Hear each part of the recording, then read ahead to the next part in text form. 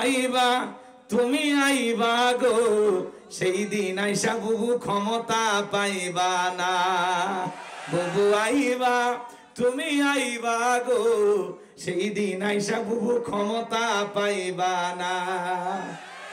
খোঁজ নাই বুবু কাদের কাকার, অবস্থা খারাপ দরবেশ বাবার, হাউন আঙ্কেল এখন সামনেও আসে না। নেতা কর্মী সব জেলের ভিতর, আমি আসি ডরের ওপর, কখন জানি আসে গ্রেফতারি পরোয়ানা। বুবু আইবা তুমি আইবা গো, সেই দিন আইসা বুবু ক্ষমতা পাইবা না।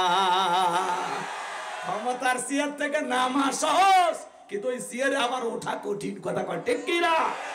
আমার ভাইয়েরা, মন খারাপ করবেন না, কষ্ট মনের মধ্যে নেবেন না। এই জন্য ক্ষমতার দিক দিয়ে সফল হলে আল্লাহর কাছে দাম নাই, টাকা থাকলে আল্লাহর কাছে দাম নাই। পৃথিবীর সবাই চেনে জানে সেলিব্রিটি হলে আল্লাহর কাছে দাম নাই। আল্লাহর কাছে দাম আছে তাদের কলিজার মধ্যে ইমান আছে যাদের। ইমান আছে আল্লাহর কাছে দাম আছে, ইমান নাই কোন বেঈমানের দাম আল্লাহর কাছে নাই। ওরা ক্ষমতার দিক দিয়ে সফল হতে পারে। পৃথিবী কাঁপানো বড় বড় লিডার, ডোনাল্ড ট্রাম্প, রাশিয়ার প্রেসিডেন্ট পুতিন, আপনাদের এলাকায় পীরগঞ্জ বাজারে আল্লাহর রাসূল বান্দার সবজি বিক্রেতা, আজান দেওয়ার পরে লোকটা যদি মাথা নত করে মসজিদে সিজদা দেয়, পৃথিবীর বড় বড় লিডারদের চাইতে ওই সবজি বিক্রেতা ইমানদারের দাম কম না বেশি? একজন লোক রিক্সা চালায়, লোকটা যদি ইমানদার হয়, আজান দেওয়ার পরে মসজিদে গিয়ে যদি সালাত আদায় করে, উত্তর কোরিয়ার প্রেসিডেন্ট কাটিং মারা মাল কিংজম ভারতের দাদা, এরা যত বড় ক্ষমতাধর হোক না কেন, ওই ইমানদার রিক্সা চালকের চাইতে ওদের দাম কম না বেশি? কথা বোঝেন নাই মনে হয়। ইমানদার রিক্সা চালকের দাম আল্লাহর কাছে আছে, কিন্তু কোন ক্ষমতার ধর বেঈমানের দাম আল্লাহর কাছে নাই। কথা বলে ঠিক কিনা? যতই ওরা ক্ষমতাদার হোক, সবগুলো বেঈমানকে পিটাইয়া জাহান্নামে দিবেন তিনি কে? ঈমান আছে যার, আল্লাহর কাছে দাম আছে তার। চেহারা কালো হোক, ফর্সা হোক, লম্বা হন, খাটো হন, ধনী হন, গরিব হন, আপনার ভিতরে ঈমান আছে, আল্লাহর কাছে দাম আছে। এই জীবনে যদি আল্লাহর কাছে দামি হতে পারি, আর কিছু চাওয়ার আছে? তাহলে আমি বলবো সফল হয়েছে কারা? আপনারা বলবেন ঈমান এনেছে যারা। আরে ভাই, ঈমান নামের যে মহাদৌলত আপনার আমার ভিতরে আছে, এজন্য খুশি না বেজার? আমি যে একজন মুসলিম মুসলমান, আমি যে ঈমানদার, আমি যে একজন মুমিন, এজন্য আমি কেউ গর্বিত। কথা বলেন ঠিক কিনা? এটা আমার ভালোবাসার জায়গা যে আল্লাহ আমাকে ঈমান নামের একটা মহা দামি সম্পদ দান করছে। পৃথিবীর সবচেয়ে দামি সম্পদ ঈমান। কথা বলেন ঠিক কিনা? তাহলে আমি বলবো সফল হয়েছে কারা? আপনারা বলবেন ঈমান এনেছে যারা। বলতে পারবেন না? তাহলে বলেন তো বাজান, সফল হয়েছে কারা? জোরে, সফল হয়েছে কারা? তাহলে ক্বাদ আফলাহাল মুমিনুন, অবশ্যই মুমিনেরা সফল। অলরেডি মুমিনেরা সফল। এবার আমি আপনাদেরকে ছোট্ট একটা প্রশ্ন করি। একজন অমুসলিম জোহরের নামাজের পূর্বে ঈমান গ্রহণ করেছে, ওই ব্যক্তির উপরে জোহরের সালাত আদায় করা কি? মাশাআল্লাহ, মাশাআল্লাহ, চমৎকার শ্রোতা। আল্লাহ আপনাদের জ্ঞান আরো বাড়িয়ে দেন। জোরে বলেন আমিন। এবার শোনেন, মুমিন জীবনের সবচেয়ে গুরুত্বপূর্ণ ইবাদতের নাম হলো সালাত। ঈমান আনার পরে মুমিন জীবনের সবচেয়ে দামি ইবাদতের নাম কি? সালাত। কিয়ামতের মাঠে সর্বপ্রথম আল্লাহ তাআলা সালাতের হিসাব নেবেন। কথা বলে ঠিক কিনা?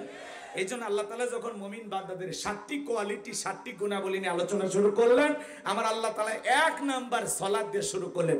আমি কি বলবো নাকি বাদ দেব? কষ্ট হবে না? দয়া করে কেউ ওঠা বসা করবেন না, পরিবেশ নষ্ট করবেন না। 12:30টার পরে উঠলে আমার কোনো আপত্তি থাকবে না। কথা ক্লিয়ার? আল্লাহ রাব্বুল আলামিন বলেন, আল্লাযীনা হুম ফি সালাতিহিম খাশিউন। মুমিন বান্দার 1 নাম্বার গুণাবলী, যারা নিজেদের সালাত বিনয়ের সহিত, নম্রতার সহিত আল্লাহর ভয় নিয়ে আদায় করে। আপনি আমি যখন সালাত আদায় করব, অন্তরে ভয় থাকতে হবে কার? ইয়া আইয়ুহাল্লাযীনা আমানুত্তাকুল্লাহ, হে ঈমানদারগণ আমি আল্লাহকে ভয় করো। হাক্কা তুকাতিহি, ভয় করার মতো ভয় করো। আপনি আমি সালাত আদায় করব বিনয়ের সহিত, নম্রতার সহিত, আল্লাহর ভয় নিয়ে আদায় করা লাগবে। কথা বলেন না কেন? আল্লাযীনা হুম ফি সালাতিহিম খাশিউন, যারা নিজেদের সালাত বিনয়ের সহিত, নম্রতার সহিত আল্লাহর ভয় নিয়ে আদায় করে। তাফসিরে ইবনে কাসির থেকে বলছি, এই আয়াতের ব্যাখ্যায় তাফসিরে কারো লিখেছেন, অন্তরের ভিতরে সুচিন্তা দুশ্চিন্তা, বিবির কথা, সংসারের কথা, ব্যবসা বাণিজ্যের কথা, দুনিয়াবি কোনো চিন্তা ভাবনা মনের মধ্যে রাখা যাবে না। দুনিয়াবি সব চিন্তা ভাবনা মসজিদের বাইরে রেখে টেনশন মুক্ত হৃদয় নিয়ে আল্লাহর ভয় নিয়ে মসজিদে সালাত আদায় করার জন্য দাঁড়ানোর দরকার আছে না? না। কিভাবে সালাত আদায় করবেন?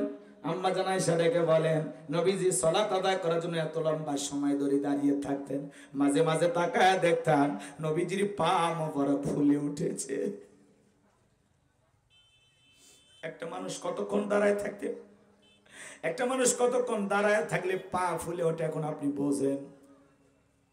নামাজের ভিতরে সবচাইতে লম্বা সময় দাঁড়িয়ে থাকতেন মুহাম্মদুর রাসূলুল্লাহ সাল্লাল্লাহু আলাইহি ওয়াসাল্লাম। আম্মা জান আয়েশা ডেকে বলেন, নবীজি এত লম্বা সময় ধরে রুকু করতেন, এত লম্বা সময় ধরে সিজদা করতেন, মাঝে মাঝে মনে হয় নবীজি আর কোনোদিন রুকু থেকে সিজদা থেকে মাথা উঠাবেন না। আম্মা জান আয়েশা ডেকে বলেন, একদিন রাতের বেলায় দেখি নবীজি সিজদা দিয়া এত কান্না করেছেন, কাঁদতে কাঁদতে সিজদার জায়গাটা পর্যন্ত ভিজে গেছে। আম্মা জান আয়েশা রাসূল যখন সিজদা থেকে মাথা উঠালেন, জিজ্ঞাসা করলেন, নবী গো এত কান্না কেন করেছেন, কি হয়েছে আপনার? বিশ্ব নবী রেখে বলে, আয়েশা আমি তো আমার জন্য কাঁদি না, আমি কাঁদি আমার গুনাহগার উম্মতের জন্য। আমি আল্লাহর কাছে কেঁদে কেঁদে বলি, আল্লাহ আমার গুনাহগার উম্মতের গুনাহগুলো মাফ করে দাও, আমার গুনাহগার উম্মতকে জাহান্নামের আগুন থেকে বাঁচাও। আল্লাহু আকবার। যে নবী সিজদা দিয়ে আপনার আমার গুনাহ মাফের আশায় আল্লাহর কাছে দোয়া করেন, আল্লাহ রাসূল আপনার আমার গুনাহ মাফের আশায় আল্লাহর কাছে দোয়া করেন, তার মানে আপনি আমি হলাম মূল ভিকটিম, মূল আসামি, মূল অপরাধী। তাহলে আমাদের নিজেদের গুনাহ মাফের জন্য, নিজেদের পাপের জন্য সিজদা দিয়ে আল্লাহর কাছে কান্না করার দরকার আছে না? না। 5 ওয়াক্ত সালাত নফল না ফরজ, এই কথা জানা না এমন মুসলমান আছে? কথা বলেন না কেন? রাগ করবেন না বাজান, দিল দিয়া কথাগুলো বুঝবেন, ভালো লাগবে। আমার ভাইয়েরা, 5 ওয়াক্ত সালাত আদায় করা এটা নফল না ফরজ? অবশ্যই ফরজ, এটা রবের বাধ্যতামূলক ওয়াদার। 5 ওয়াক্ত সালাত আদায় করা ফরজ, এটা আমরা সব মুসলমানই জানি। কথা বলে ঠিক কিনা? 5 ওয়াক্ত সালাত আদায় করা লাগবে, পাশাপাশি রাতের 1টা 2টা 3টার দিকে উঠা আরামের বিছানা ত্যাগ করে, বিবির ভালোবাসা ত্যাগ করে, ঠান্ডা পানি দিয়া ওযু বানায়া নিরালায় নিবৃত্তিতে যাই নামাজে দাঁড়িয়ে যায় যারা, আল্লাহর খাঁটি প্রিয় বান্দা তারা, যারা গভীর নিশিতে করে, আল্লাহ তাআলা তাদের সম্মান মর্যাদা বাড়িয়ে দেন। বলুন আল্লাহু আকবার। এইজন্য আল্লাহ রাব্বুল আলামিন বলেন, ওয়াল্লাযীনা ইয়াবিতুনা লিরাব্বিহিম সুজদাও ওয়া কিয়ামা, যারা রাত্রি জাগরণ করে আমি আল্লাহকে সিজদা দেয়, আমি আল্লাহর জন্য দণ্ডায়মান হয়, গভীর নিশিতে বিবির ভালোবাসা ত্যাগ কইরা, দুনিয়ার সব মানুষের চোখকে ফাঁকি দিয়া আপনি নিরালায় নিবৃত্তিতে যাই নামাজে দাঁড়িয়ে গেছেন। এই নামাজ দুনিয়ার কাউকে দেখানোর জন্য নয়, এই নামাজ হলো একমাত্র কাকে খুশি করার জন্য। আর একটু জোরে বলেন। আল্লাহ রাব্বুল আলামিন বলেন, কুল ইন্না সালাতি ওয়া নুসুকি ওয়া মাহইয়ায়া ওয়া মামাতি লিল্লাহি রাব্বিল আলামিন। সূরা আনামের 162 নম্বর আয়াত আল্লাহ রাব্বুল আলামিন জানিয়ে দিলেন, নবীজি আপনি বলুন, আমার নামাজ, আমার কুরবানি, আমার জীবন, আমার মরণ লিল্লাহি রাব্বিল আলামিন, আসমান জমিনের প্রতিপালকের জন্য। তাহলে মুমিন জীবনের সব ইবাদত হবে আল্লাহকে রাজি খুশি করার জন্য। কথা বলেন ঠিক কি না? তাহলে গভীর নিশিতে সিজদা দিয়ে প্রেম করতে হবে কার সাথে? জোরে বলেন। রাগ করতেছেন? সিজদার মাধ্যমে মালিকের সাথে প্রেম। শেষ রাত্রিতে আল্লাহ তাআলা প্রথম আসমানে আসে, আল্লাহ তার বান্দাদেরকে ডেকে বলে, কে আসো গুনাহগার, কে আসো অপরাধী, কে আসো পাপী, আমি আল্লাহর কাছে মাফ চাও, আমি তোমাদের গুনাহ মাফ করে দেব। আল্লাহু আকবার বলেন। কেমন দরদের আল্লাহ পাইছি, যে আল্লাহ তার অপরাধী বান্দাকে খোঁজেন ক্ষমা করে দেওয়ার জন্য। এই দুনিয়াতে অপরাধী আসামি খোঁজা হয় জেলে দেওয়ার জন্য, শাস্তি দেওয়ার জন্য। আর আমার আল্লাহর কত দয়া, তিনি রহমান, তিনি রহিম। ও আনতার হামুর রহিমিন, তিনি দয়ালুর মধ্যে সর্বশ্রেষ্ঠ দয়ালু।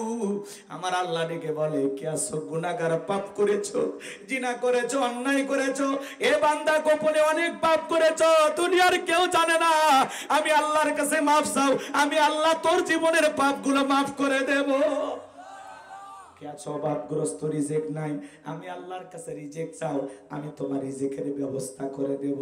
গোলাম, কার কি সমস্যা, সিজদায় লুটিয়ে পড়ো, আমার কাছে আবেদন করো। আমি আল্লাহর কাছে আবেদন করতে দেরি, তোমাদের সমস্যার সমাধান করে দিতে আমি আল্লাহ দেরি করব না। বলে আল্লাহু আকবার।